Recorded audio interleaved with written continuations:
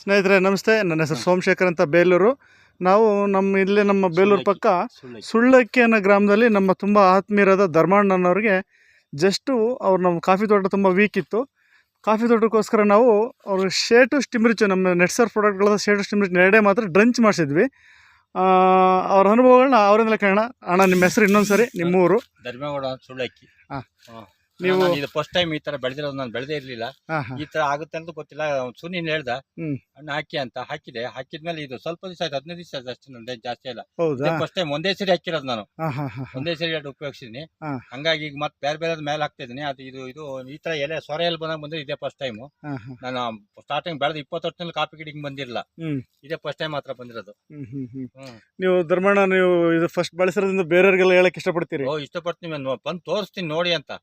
ಆತರ ಇದೆ. ಇದು ನೋಡಕ್ಕೆ ಒಂಥರ ಖುಷಿ ಆಗುತ್ತೆ. ಬಂದು ಇದಾಕ್ಬಿಟ್ಟು ಒಣಗಿದಂಗ ಗಿಡ ಎಲ್ಲ ನೋಡಿ, ಯಾವ ತರ ಏನು ರೋಗ ಇಲ್ದಂಗೆ ಹೆಂಗಿದಾವೆ.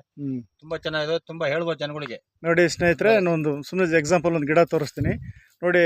ಒಂದು ಹೆಚ್ಚು ಕಡಿಮೆ 1 ಅಡಿ ಇದೆ ಎಲೆ. ಇದು ನೋಡಿ, ಅಗಲನೇ ನನ್ನ ಕೈಗಿಂತ ಅಗಲ ಇದೆ.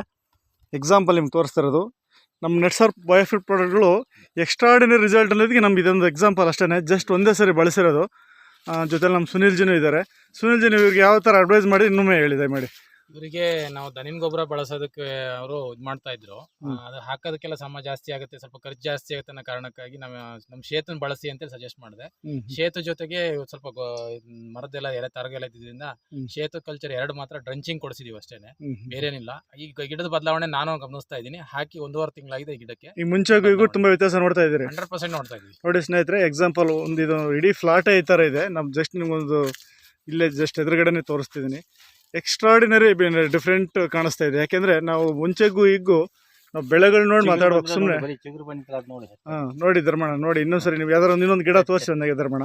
ಒಂದೇ ಗಿಡ ಅಂತಲ್ಲ, ಇಡೀ ತೋಟ ಎಕ್ಸ್ಟ್ರಾರ್ಡಿನರಿ ಆಗಿದೆ. ನಮ್ಮಲ್ಲಿ ನಿಮ್ಗೆ ಯಾರಾದ್ರೂ ಅಷ್ಟೇ ಒಮ್ಮೆ ಬಳಸಿ ನೋಡಿ ಅಂತ ನಾವು ಹೇಳೋದು. ಒಂದ್ಸರಿ ಬಳಸಿದ್ರೆ ನಮ್ದು ಗೊತ್ತಾಗೋದು. ಹೌದು, ಬೇರೆ ಯಾರೋ ಹೇಳಿದ್ದು ಬೇರೆ ಕೇಳಿದ್ದಕ್ಕಿಂತ ಸ್ವಂತ ಮಾಡಬೇಕು. ಅನುಭವ ಬರುತ್ತೆ. ಹೌದು, ಇವ್ರಿಗೆ ಹೇಳೋದ್ರಿಂದ ಏನೋ ಪ್ರಯೋಜನ ಅನ್ಸಕ್ಕಲ್ಲ ನಮಗೆ. ಹೌದೌದು, ಬರೀ ಟಿವಿ ಕಥೆ ಹೇಳ್ದಂಗೆ ಹೇಳ್ತಾರೆ. ಆದ್ರೆ ಇಲ್ಲಿ ತುಂಬಾ ನಾವು ಕೈಯಲ್ಲಿ ಮಾಡಿದ್ವಿ, ತುಂಬಾ ಚೆನ್ನಾಗಿ ಕಾಣುತ್ತೆ. ಥ್ಯಾಂಕ್ ಯು ಧರ್ಮಣ್ಣ, ತುಂಬಾ ಖುಷಿ ಆಯ್ತು. Thank you. ನೋಡಿ ಸ್ನೇಹಿತರೆ, ಸುಮ್ಮನೆ ನಾನು ಇಡೀ ತೋಟ ತೋರಿಸ್ತೀನಿ. ಒಂದೇ ಸಮಯ ಇದೆ.